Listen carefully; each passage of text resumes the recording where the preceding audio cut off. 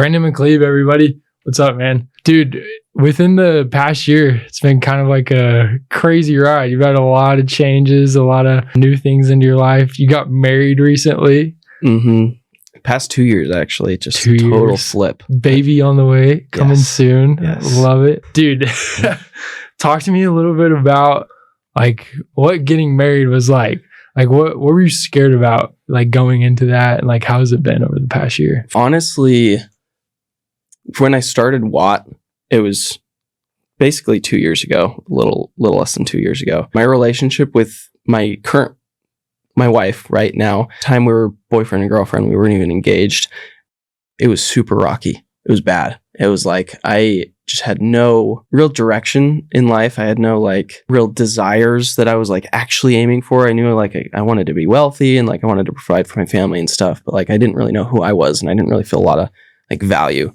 And the thought of getting married to this woman that I didn't really like feel like I could be all in for was terrifying. And so it was like I thought that I would be locking myself up into something that like I don't know would just trap me forever type of thing. It was the uncertainty of the commitment, I think, that was the biggest like fear factor for me.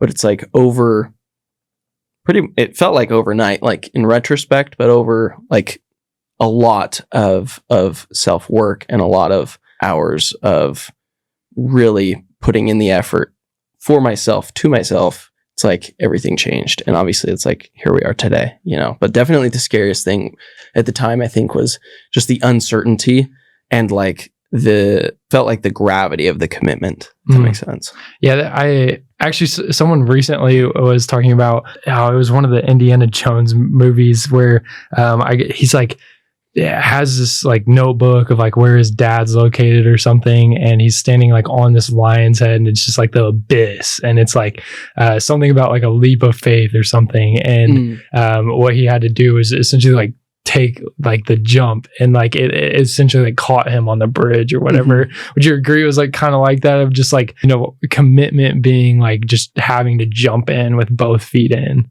Totally. Yeah. Like, and I know the scene that you're talking about because he steps forward. It's like invisible. Somehow you can't see. It's some kind of magic or something. And he steps forward and he just lands on nothing. And then he's like, holy crap, like I'm here. Yeah. It was a lot like that. I think it really boiled down to you treat other people. And I know this now. I didn't know this then. You treat other people the way that you usually feel like you deserve to be treated, even like deep down. If you don't feel like that, you know, surface level of your consciousness, like deep down you probably do. And I was treating my wife in like so many negative ways. I was so dismissive of her. I just didn't put in the time of day to like really uphold the relationship beyond like the minimum level. And even still, I was like on the rocks for a lot of it. And really I can't even remember the day. It felt like there was a day at some point that there was like a switch, but I don't even think it's actually like that. It was more like comparing a light switch to a sunrise type of thing. It's just over time. It was like through Watt and the things that I'd learned with that, and like my exposure to personal development and really a lot of like self-reflection, I guess. It slowly came to the point where I was like, wow, like I'm treating this girl better and I feel better. And like, it just like steadily climbed to where I was like, wow, like this really is the woman of my dreams. And whereas like, you know, a year before I did not think that. And I was like so caught up in like the nonsense that I was doing. Whereas it was kind of a certainty. I don't know that it felt like one moment of where I was like, oh, I'm doing this. Yeah. Like, now it begins. It was like a subtle and slow realization that like, you know what? I do deserve like this, and I deserve this incredible, amazing, like daughter of God, and she deserves me. And it was like, it took time though, was the thing, to get to that point. And then it was like, once we started planning for the wedding, it was like, that was it. I was like, this is right. And it's good. Really? Nice. Dude, I've kind of related to a similar experience I have, obviously, like getting baptized recently. Yeah. You know, I felt like I had kind of like learned about everything, and, you know, it was definitely the next step. And I was like, you know, I'm committed into this and everything. I'm curious if it was kind of similar for you going into like the day of like actually getting married? Was it like, holy crap, I'm actually doing this? Or were you just like, what was it? Was it jump in with 2 feet? Like you're ready, you're already there, you know? I know for me being baptized, it was like I was there, but I was also like, whoa, I'm actually doing this, you know? Right. I think I was so caught up in all of the random stuff that had to happen that day. Yeah. I couldn't even like, I don't even think I was all there mentally. I was just like so bouncing around all over What the color are place. the napkins? Like, Right. Yeah. Like all that kind of crap. Yeah. And so that day was probably my favorite day of my life. It was like one of the best. It was so cool seeing like all my walk guys show up, all my family, all her family, all of our friends. Yeah. And everybody just come together like for us. Yeah. I was like, wow. It's like, if this is the kind of like community that her and I can build together, if we've already done this, imagine like what we'll have in 25, 50 years. Like it's going to be so much better. And so really the feelings I was feeling that day, I think any nervousness kind of evaporated away like the night before. Like I woke up and I was just like, all right, I got this to do and I got to be here by this time and like got to get my suit and fix my hair and all this stuff. And it was just like task. Yeah. Until afterwards. And this was really the special part of the day, was after our send off, we just honestly, we drove around the block and we just parked and we just sat there and we just like soaked it in. And we just like, we recorded a video of ourselves like describing the day and just like how much dumping of gratitude, just like so grateful for everybody and like talking about all these funny little moments and stuff that happened. And it was really just, I don't know that there was any like hesitation after I proposed. I think for me, the leap of faith wasn't in the actual ceremony or anything like that. It was actually in the proposal. Okay. It was like getting to that point was like so difficult. Yeah. There was so much that I had to do for me to actually get there. Yeah. Absolutely. What would you say is like been the biggest adjustment in like year 1 of marriage? Honestly, the finances. Like that was the weird part for me, because we had spent so much time together that we both kind of knew each other's habits, and like we'd spent so much time at each other's houses that it was like basically like we lived together. And so none of that was like a surprise. And we both had already developed like little things that we work really well together on. It's like she cooks the food and I do the dishes type of thing. So it's like all of that stuff kind of just clicked. But the money stuff was weird. It was like I was the main, and still kind of am, like the main breadwinner. She works like when she wants to type of thing. But it was, now it's not weird. Now it's just like, oh, it's just money. It's just us. Sure. Like I spend money, she spends money. It's all just there. For a while though, it was like really weird, like having to, felt like, I don't know, to like give away some of this stuff. And I don't know that I'd like mentally checked in enough for that. Makes sense. So that was the weird like hiccup for us. And we had to talk about like how we would handle spending and all that kind of stuff. I assume you just like kind of went through like budgeting and stuff like that. Kind of like to ease. It was really uncomfortable too, because we'd never talked finances or money anything before. Yeah. And we dated for like 9 years. 9 years. Yeah. Wow. Yeah. Oh my goodness. So you guys met when you guys were young. Yeah. High school. Yeah. That would be like freshman in high school, wouldn't it? It was my junior to senior year, and she's a year older than me, so she had just graduated basically. But yeah, I was like, we were both 17, I think, and then she turned 18 and I turned 18, and then we started dating, and it went from there. But that's awesome. I assume just like going to high school, how did you guys like initially start dating? That was through prom, actually. We went to the same prom group, like the same dance or whatever. Yeah. And then I started working at a sandwich shop that she also worked at. So it was like my high school job, and she was like my boss for a while, and just like stupid flirting behind the counter type of thing. And so like we were so young, just freaking kids. That is awesome, dude. Yeah. Obviously, like stepping into marriage within the LDS church, there's a lot of like pre-connotation of like you're stepping into a spiritual like role as a leader in the household. How does that look like in your home? Like, how do you lead spiritually? She is as much of a spiritual person as I am. It's like, it feels very balanced in that if I'm ever like not keeping up, like she pulls me up, or if I'm excelling and she's not like where I know that she wants to be spiritually, it's like we both kind of rise each other to the podium, I guess you could say. Yeah. So you say it's like an equally yoked kind of thing. Like, yeah, you know, yeah, exactly. And we both, like, I think the most important thing with the spirituality is that we both have our focus set on like the most important thing, which for us is Christ, like Christianity. Yeah.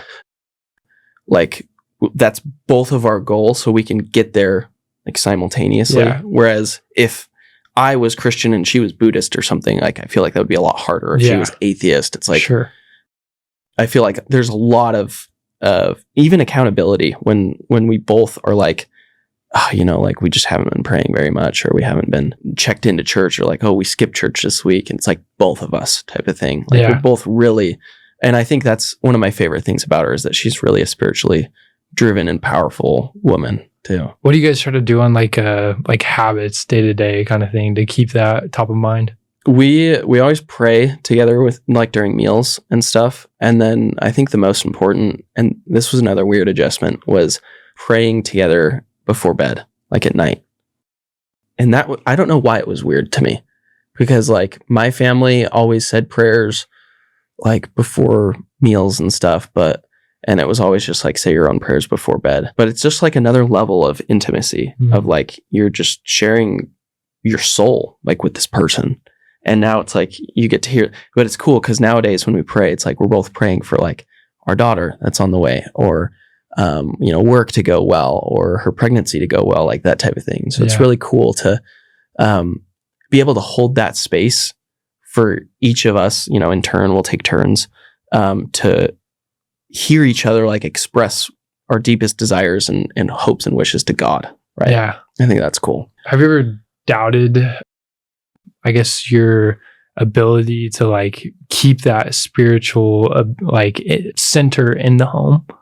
Yeah. Like life is a punk sometimes, dude. Like it just drags you around. Like it is so easy to just get lost in stuff, especially like if I'm blitzing or whatever. I think that's the hardest part, is if I leave, you know, for 2 weeks and I come back, it's like all of our habits, like it's like we have to earn them back again. And so that's like when we'll fall off. And obviously like we struggle to keep up that level of like spiritual connection with each other, and as well as like with God, when we're both like focused on our own worlds, and especially in different physical locations too. And that's a hard thing, is it is so easy to just get distracted with things that feel urgent but aren't actually important. Yeah, absolutely. And you also mentioned that you have the daughter on the way. Yes. It's so exciting, dude. How long until she's due April 6th. So I think that's coming up. Like 5 weeks out, basically. Wow. Just crazy. Oh my goodness, dude. We're getting to the point where in like 2 weeks or so, she could theoretically have the baby, or in 6 weeks or whatever. Dude, you'll probably be a father before this podcast comes out. I know. That's crazy to think about.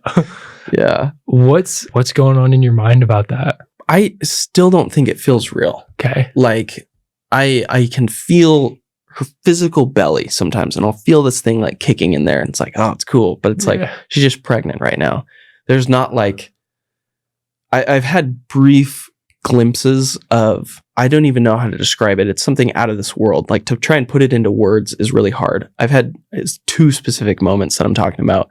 One was like when we got the ultrasound, and I was like, holy cow, that is a person, and like she's a baby and she's gonna be mine, and like I'm responsible for her type of thing. And like it was like this whole, and I felt like extremely connected to God in that moment too. It was like a whole trifecta. Just everything was pouring through me, but it was fleeting, and it was gone just like that. And then the second time, I think, was when I found out that she was pregnant or something. Somewhere around then. I just remember 2 moments. Outside of that, it's just like life. It's just like, I'm just kind of thinking about work and thinking about like, oh, you know, my wife has these symptoms, and like, how can I help her, and type of thing.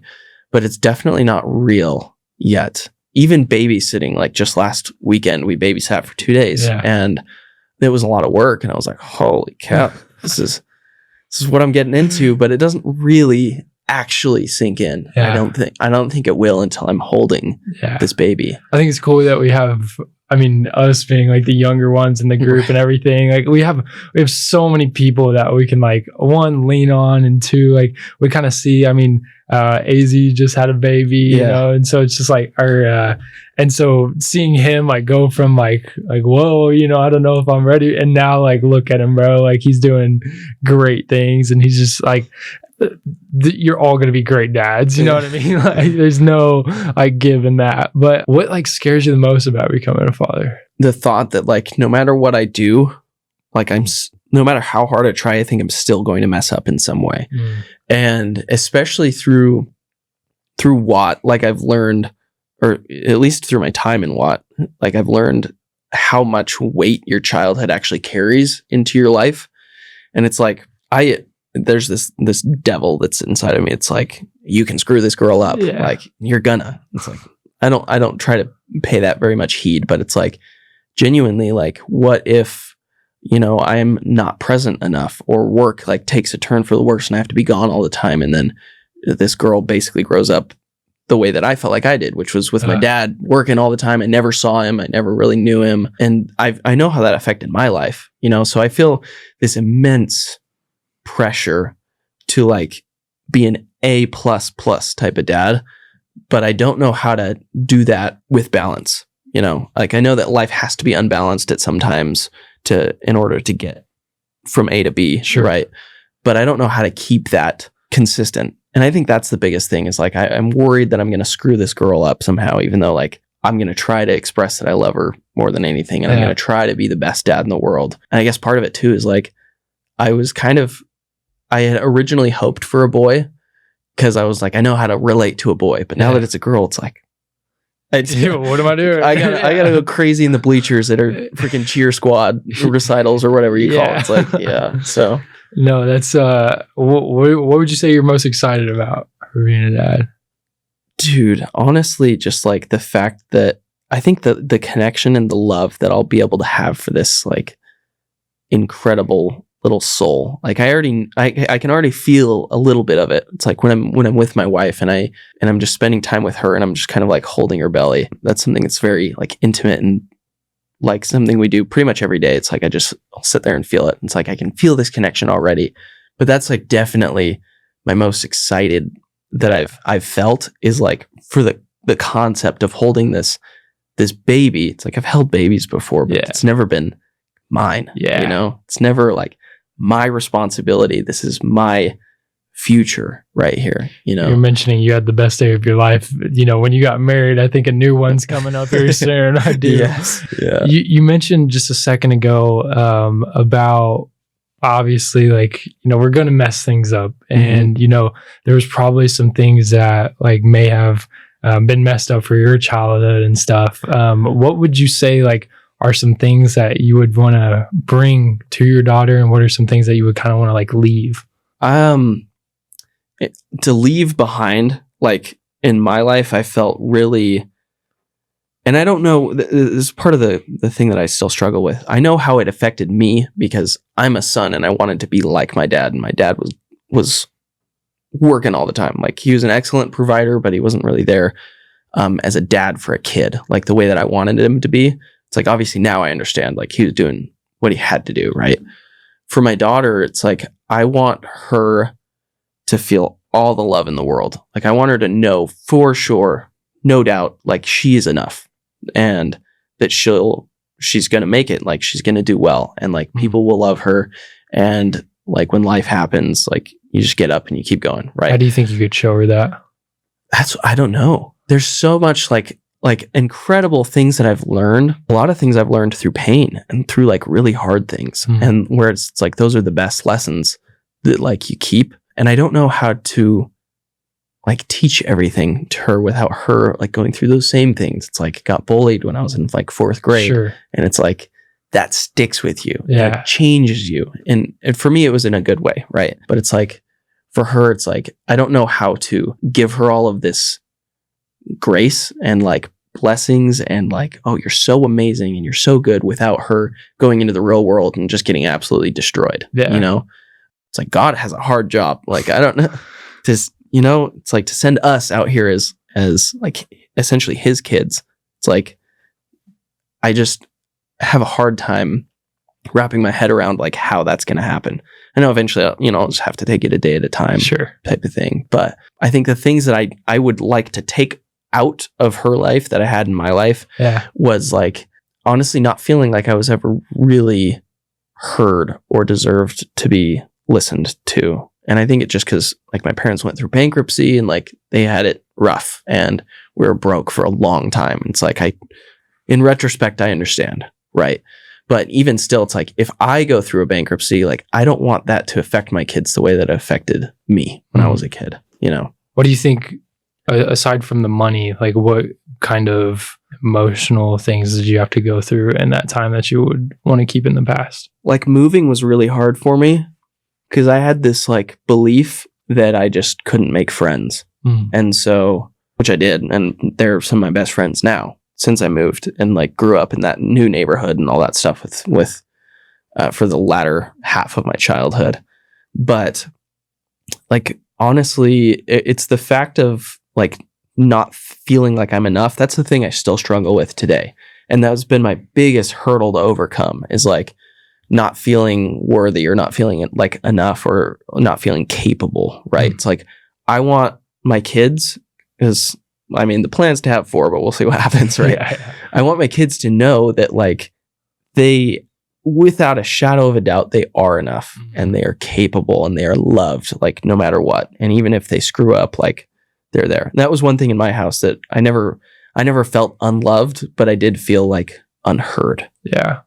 And so it's just a balance, I think. And it's going to be tricky, obviously. Like, do you think your wife carries that as well? Or do you think she is on a different path of like understanding that she is enough and like grew up in that environment as well? She is more of an anxious attachment style, and I'm more of like an avoidant attachment style. Okay. And so I tend to avoid problems and confrontation and difficult things when I can, just because it's like, I don't want to be a nuisance and I don't want to be like the guy to like bring a problem to light or whatever, Whereas her thing, it's like she really needs to feel heard and she really needs to feel accepted. And she grew up in a similar way. Her dad was going through getting his PhD and stuff. And so he was gone. They had 6 kids in the house and like all that stuff. So I think that we'll be pretty aligned on how we actually want to bring our kids up. But again, it's like, I have no idea how it's actually going to play out. Like I can talk this big talk, like I want to make her feel so loved, but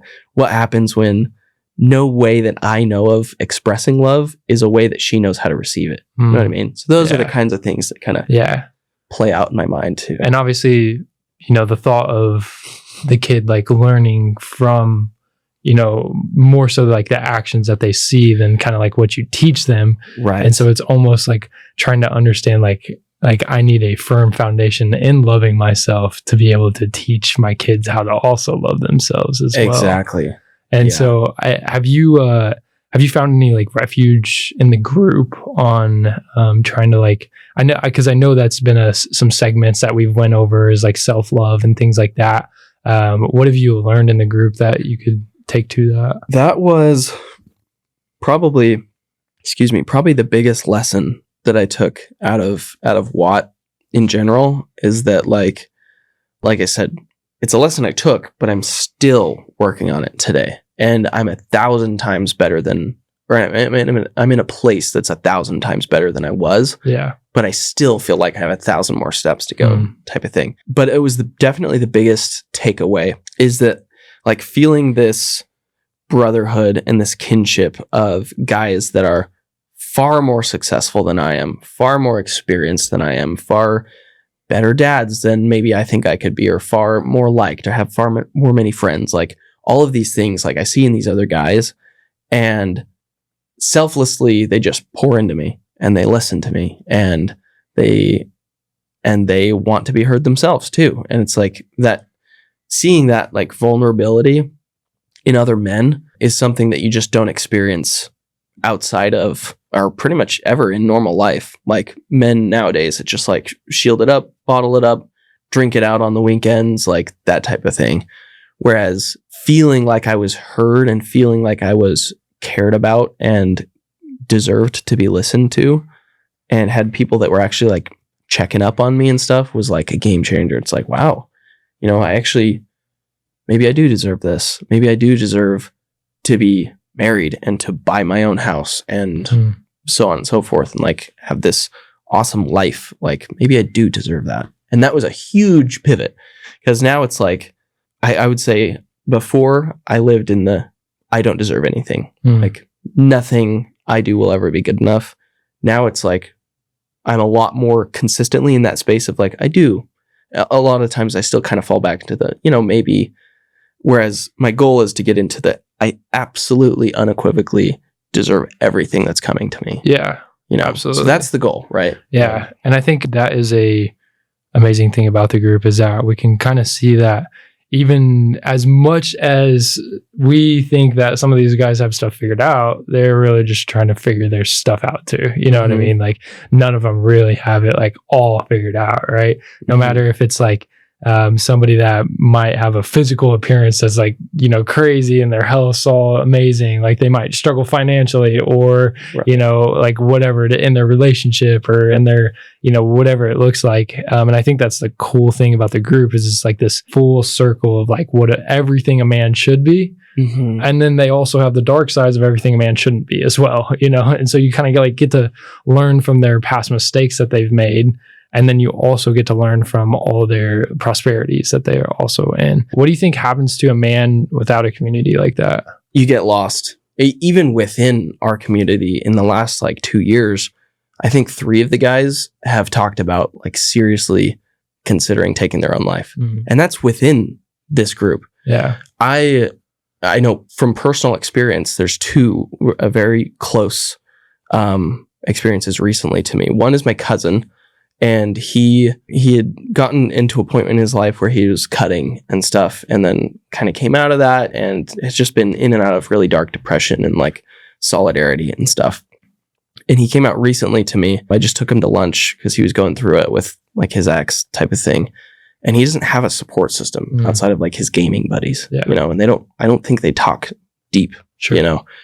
And he told me, he's like, you know, there's been a couple times in the past like 2 weeks that I was like, man, you know, I have my gun in my car. Like, it's that easy. And I had to actually take his gun from him. And that was just like, that is a reality that is so common. I think there's 1+ suicides per day in the US or something like that. And most of them are men. And that is the reality of what happens when you just don't have any kind of support structure. Because and I really subscribe to a lot of the stuff that Tony Robbins talks about, but he's like, when you live entirely internally, then the only voice you have to listen to is your own. And it's like, that's where delusion starts to come in. That's where these voices of like negativity, you're not enough, all that kind of stuff, that just takes over. And then the only option you think you have left, because you're not in a logical state, if you're the most miserable you've ever been, is to take your own life. Yeah. And that happened recently to my aunt and uncle in-law, I guess, had their friend who was like his longtime best friend who took his own life in their basement. Like, and he was renting out their basement type of thing, but it was while they were home. And it's like, they were literally a stair step away. He could have knocked on the door and asked for help, but he didn't. Yeah. And he took his own life right there in the living room. And that led them to be the discoverers of that situation. It's like, how horrible. Yeah. But it's like this, and I felt that myself too. I was at a point 2.5 years ago where I thought about that, as I was like, I have my gun in my car, and I was alone on the mountain, and I was like, you know, doesn't feel like that bad of an idea type of thing. And it's like, for me, having been there and having come so far out of that space, that it is an absolute shock to probably a normal person's reality of like, no, that's just real. It's just real life. And that's what people go through when they don't have community, or they don't have support or structure or anybody to actually listen. And most of the time, that's what people need, is just a listening ear. Why do you think men choose solidarity? I think there's a lot that comes behind that. A lot of it is societal. Like, there's just this press to be like, you know, go getter and like be successful and push to the top of the company and like be be a strong man, a strong provider. It's like men who are vulnerable are weak type of thing. I think that's just kind of normal things. Even if people aren't pushing those directly, it's like a byproduct of just how life is. And it's like weird. I don't know if you growing up with your friends, like your group of guys, if you were ever like honestly just open and vulnerable with them, but it took me a long time to ever open up to like my close friends. Yeah. And I don't know, to be honest, I don't know why, but I know that it's a reality. Yeah, how it is. Absolutely. I was blessed with an amazing group of friends growing up, and just like, I think all of that stuff kind of like came more natural to us and others, because it was, I mean, where we grew up, like, I don't know, a lot of us were kind of only children, or, our brothers and sisters were older and out of the house or something like that. And so we kind of like were each other's family, and so it's like, I've always understood the like importance of like who you're putting yourself around, and, the things that you talk about and the things that you bring up on a day to day, and just, having barriers and people in your life to be able to hold you accountable. And I have friends even today still that would like if they saw something, would call me out on it, right? Like if they saw me like out of line, just like, these are my back home friends, I don't like, not talking to them on a day to day or whatever, but they would call me up and be like, hey, you good? Like just the intuition of that community to be able to know when to check in on others, I think is like so important. If you had to define what a real man was in a sentence, what would it be? I think a real man is someone who cares. I would probably put it that way, because I feel like a lot of like these macho men you see online, these like whatever influencers and stuff, they're these big burly dudes who just like get hoes and like don't care, and they don't love, and they don't like feel emotions. Everything's like beneath them, and they're just above it all. Like in reality, like we're just people, like a real man is a man who cares. Cares about himself, cares about other people, like can empathize, and isn't afraid to feel love, and isn't afraid to express love or feel emotions in general. Like for a lot of my life, I was like, oh, like emotions are for girls, like they're for sissies. It's like I can't ever be seen crying.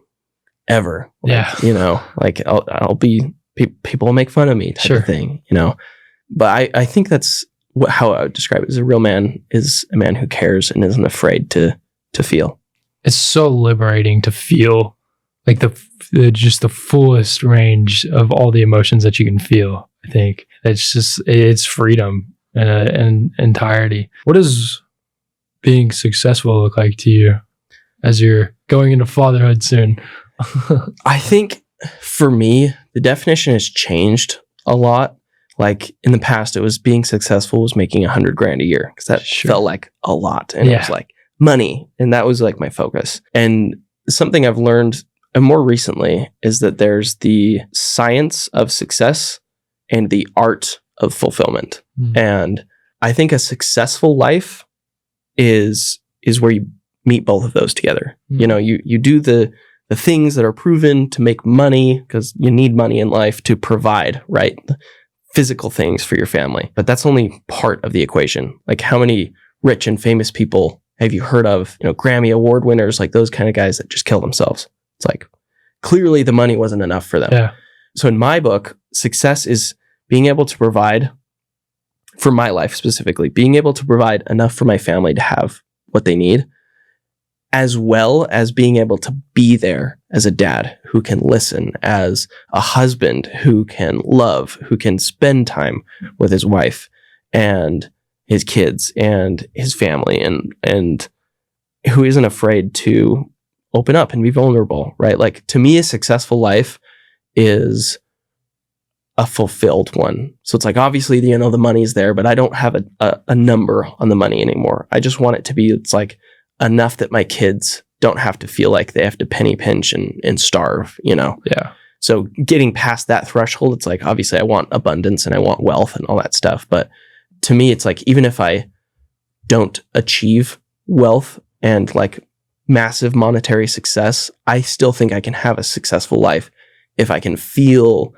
like I've grown these connections and this love and this community of people. Love it. I love it. Just a couple quick fires. So if you were to go back to like 17-year-old Brandon, 20-year-old Brandon, or even just barely like 23, 24-year-old Brandon, and what's something that you wish somebody told you before you had gotten married? Probably fill your cup first. Because a lot of times, and now, like, I'm so fortunate. I'm in the best my relationship has ever been is right now. And it's like, it doesn't feel like a honeymoon phase. It just feels like we're so passionate about like making sure each other are good and happy and connected. But if you don't have anything in your cup to pour to someone else, it's like, then you're both at a loss. But it's like, if you can, and that's honestly what got me to the point that I could be married, is that like that self-love. And I started to feel for the first time in my life, like actual love and grace and gratitude for myself. And suddenly I was able to turn that outwards and give it to her. And that's all she ever needed, was she needed me to work on me first and then go to her. So to avoid all of the heartbreak and stuff that we went through, because we went through some massive, horrible ups and downs. Most of it was my fault. To avoid all that stuff, it's literally as simple as like, fill your cup first. Yeah. Love yourself. Like, learn how to love yourself. And then you can pour that out on the person who needs it the most. Yeah, absolutely. And then just one quick one on the last. I think a lot of people that have been like married for a long time, like kind of lose sight, just kind of getting back to the basics and like dating and, like actually being in, like madly in love with each other and all this stuff. Give the people one habit that you do like on a daily or weekly basis that everybody should be doing. I think you should absolutely never stop actually listening to your significant other, whoever that is, because I've found through listening to her, and sometimes it's so easy to just like check out and be doing something on my phone while she's like yapping or whatever. But the more you actually listen, the more you can gauge like what she cares about and what's actually happening in her life. And it's like, the more that you actually listen, you don't have to care at first. You can just listen. If you're actively listening, you'll find that because you care about her, you care about whatever she's talking about. And for me, like the biggest thing was also finding stuff that we enjoy doing together as well. It's like, obviously, like Jimmy says, go on dates, like keep dating your wife forever. But for me, it's like, that was the big kicker for me, is like early on, I didn't feel like I deserved to be listened to. So I didn't listen to her. I'd be scrolling or whatever. But if it was a one thing, it's like, actually try to care, Do you have any practices or anything that you do on like a daily basis, weekly, to be listening, like to kind of understand her world a little bit more? Every night as we go to bed, initially it was forced upon me. But nowadays it's like we go to bed and I put the phone away, I plug it in, and I just let her talk. And because she loves that. And then the hard part for me is opening up myself, because that's all she wants, is she wants to talk and be heard, but then she wants to hear about me too. And so every night now, without fail, even if I come to bed really late, we'll spend it's like 2 or 3 minutes just talking. Yeah. And just like really connecting, no distractions, like nothing else gets in the way. That is a daily practice for us. And so, and if I'm gone or if I'm on the other side of, the country, it's a phone call, and we'll just spend 45 minutes to an hour, even if I'm dead tired, like 10 minutes on the phone, just talking. Love it. Listen to your wives, ladies and gentlemen. Yes. Right. Brandon McCleve, guys. Thank you, brother. Much love. It's been great. Good stuff, dude. Awesome.